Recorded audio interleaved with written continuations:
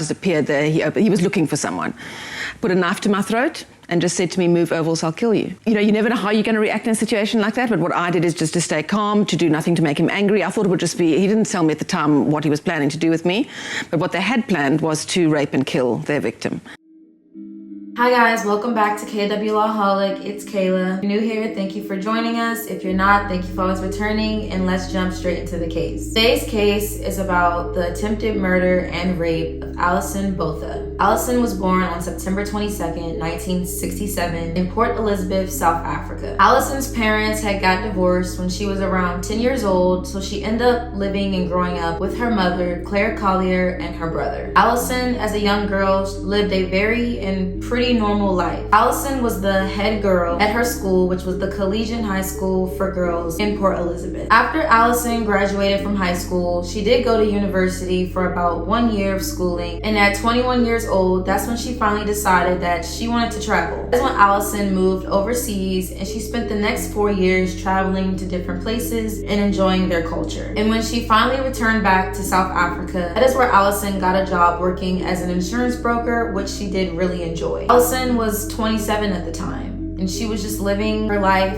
and enjoying what any other 27-year-olds are doing. So now I want to get to the day of the crime that became a very tragic and horrific end for Alison. It happened on December 18th, 1994. Alison had went out that night with her friends to the beach. They were at the beach for a while, and then they decided, hey, we're gonna just head back inside. So Alison and all of her friends decided to go back to Alison's apartment to play some more games and to have some pizza. After they closed out the night at Alison's house, most of them had already left, except one of her friends. Alison just decided to take her friend and drop her off at home. And once Alison dropped her friend off and came back home, she parked in the parking lot. And normally, Alison even said herself, she never locked her car door. Wasn't really aware of her surroundings that much. She was just ready to get inside of the house. Before she got out of the car though, she did reach over the passenger side of her car to get out a basket of laundry that she had cleaned earlier and finally needed to take inside. And when she leaned over, she heard from behind her and felt a gust of warm wind. And when she did and looked over, she saw a tall, blonde-headed man standing there with a knife in his hand. As this man was at Alison's driver door, he only said a small phrase to her: "Move over or I'll kill you." Alison clearly listened, and that's exactly what she did. She moved over and he got in her car. And suddenly a guy just appeared there, he was looking for someone, put a knife to my throat and just said to me, "Move over, else I'll kill you."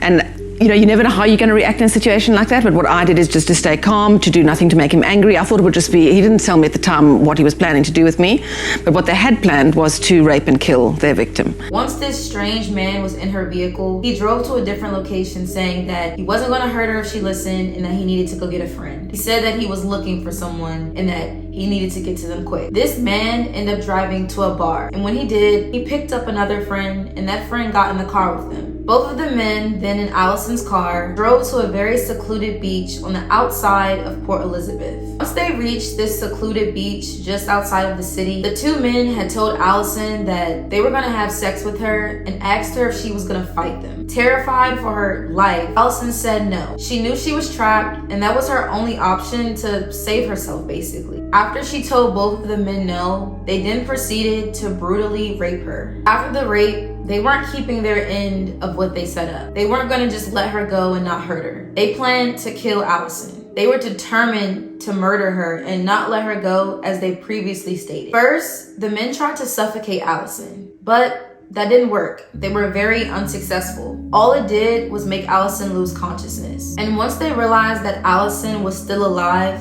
that frustrated Twee and Kruger to the max. Because of this, they decided to up their brutality to the next level. The men took a knife and they stabbed Alison in her abdomen approximately 35 times. And when they were stabbing her, Alison herself recalled hearing friends to Twee state and have a goal that he specifically wanted to mutilate her reproductive organs and everything in that region. Despite that, however, I want to make note that he failed miserably once again at that. He did not hit any of her reproductive organs or anything vital, but it was still life-threatening because of the intensity of how many stab wounds it was. But they had planned to actually kill their victim. So after the rape, they strangled me. Fortunately, I was unconscious through most of the injuries because they then stabbed me in the abdomen about 36 times, the doctors found out, and then cut my throat 16 times. So it's a miracle that I survived it physically. After stabbing Alison, they thought she was dead until her leg twitched. And after that, they went a step even further. Franz de Twee ended up taking his knife. He slit Alison's throat 17 times. After the men together slit her throat, they stepped back and looked at the work that they had done. They were speaking in Afrikaans, and one of them said, "Do you think she's dead?" To which the other one replied, "No one can survive that." So they clearly think that this time around, they were successful. They think that they killed Alison. And from that, they turned around and they left her body, took her vehicle, and fled the scene. Fortunately, however, Alison was very much still alive and breathing. As Alison had laid there in the sand, surrounded by broken glass, she knew that she had to leave at least some type of clue of what had happened to her, and most importantly, who had done it. She was able to gather her strength, and she wrote their names out inside of the sand beside her body. And right under it in the dirt, she also wrote one last message that said, "I love Mom." So clearly, Alison thought that she wasn't gonna make it. But very soon after, Alison realized that she might have a strong chance of survival. Alison said that she could see light shining through some bushes. And that light she saw was car headlights in the distance. Alison thought that if she could only get to the street and get to the road where the lights were coming from, she could survive. So she started her mission on trying to move towards the road. And that was when she finally realized the full extent and the damage of her injury. When she pulled herself up, her eyesight faded in and out for just a little bit before she couldn't see anything. Her head started to fall backwards. Why? It's because she was basically decapitated. Alison could also at the same time feel something super slimy around her abdomen area. It wasn't until after she felt around with her hands that she realized those slimy things she felt were her intestines protruding out of her body. This brave and strong woman decided to take one of her hands and use it to hold her intestines inside of her, and her other hand to hold her head up straight so that blood could be flowing through her body and reach her brain so that she could stay alive. She held her own head up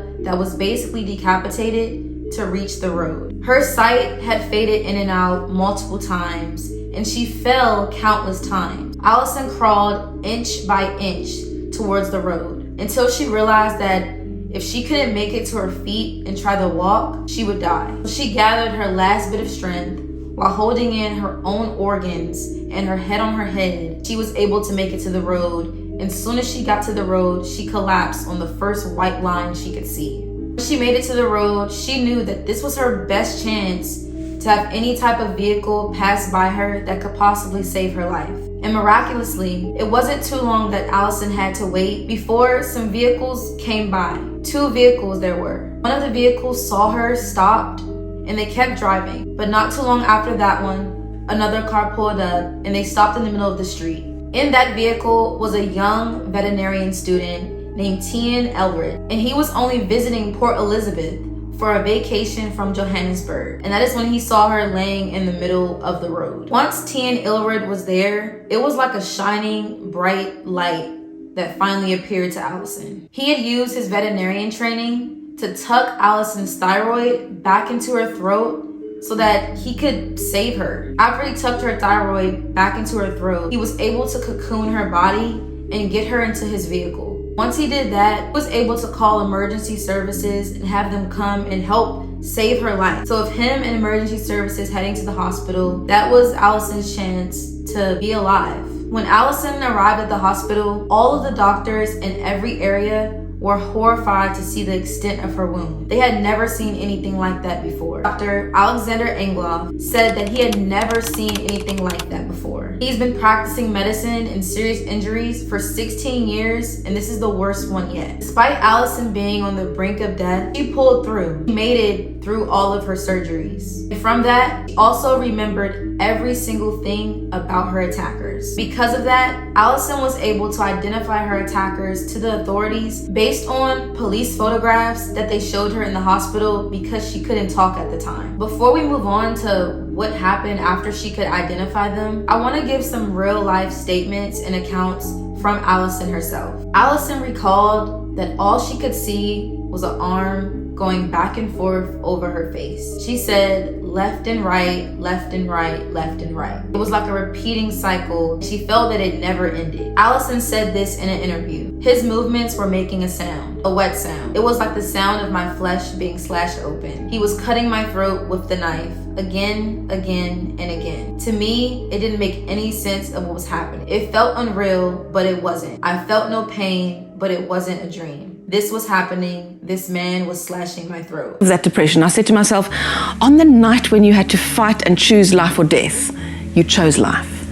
And I just said to myself, blaming them now for how you're feeling, they're gone. They've had their power. They had their moment. Yeah. But if I go on hating and if I go on, being angry, they're going to have power over me now. Exactly. Yeah. I personally cannot even begin to imagine the type of pain that Alison went through. The man who saved her, Elred, he even shared a selfless statement that really touched me, saying, God put me on the road that night for a reason. He saved her life. If it wasn't for him, who knows what would have happened to Alison? Who knows how long she would have been sitting in that road? All of the adrenaline that Alison's body released, it protected her from the pain and it protected her from knowing the extent of her own injuries. Now, let's talk about who these two vicious men even are. Both of them have history of violence against women for serious crimes. At the time of the attack, they both were out on bail for violent crimes that are similar against women. Franz Dutuy was a heavy drug user and alcoholic, and Theon Kruger, he was an army dropout because of severe anger issues. Neither of them had even known Alison. She was a stranger to them. This was a random attack. They were just full of pure evilness. And come to find out, Twee had attacked a woman by himself earlier that day. A separate person that he didn't know as well, a complete stranger, and it was a pregnant lady. Because Alison was able to identify them, it wasn't too long after, almost about 2 to 3 days, and then they were caught. When they were arrested, it was very quick and speedy, and they were known as the Ripper Rapists. When the two men were found, they were found eating and buttering pieces of bread. And long and behold, the knife they used to butter their bread to eat was the same knife that they had used to slit Alison's throat. And when they were caught, they were also in the middle of planning a same attack on a different woman. After they were arrested,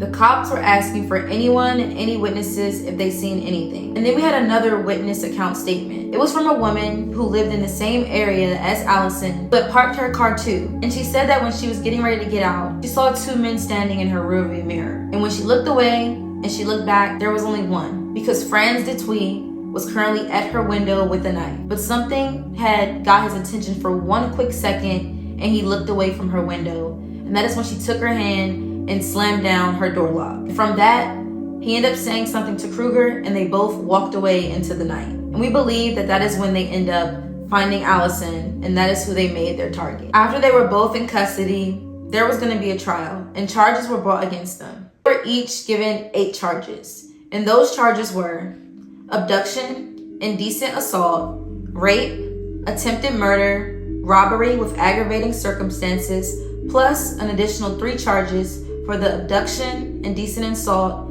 and rape of the pregnant woman that they got before they attacked Alison. And in August 1995, both of them were found guilty and sentenced to life in prison. Both Twee and Kruger end up serving 28 years in prison until in July 2023, they were paroled, something that should have never happened. Even their judge for their case said that they should never see the light of day. And Alison, each time a parole would try to bring forth for them, she was always told and given the chance to give her statement of how they should not be released, and it was respected. But this time, the correctional facility didn't even contact her. They only contacted Alison after the fact to let her know that they were out. And she also stated that she feared for her life that they would both try to seek revenge. Because of this traumatic thing she had just learned and all of the PTSD she endured, Alison ended up having a brain aneurysm. It almost killed her to know that her almost murderers were back free and in the world. It did say though that both men are under 24-hour supervision and for their parole. If they do anything, they will be going straight back to prison for the rest of their lives. On Alison's Facebook page, she wrote this statement: "The day I hoped and prayed would never come. When I was asked, how will you feel if they ever get paroled? My immediate answer was always,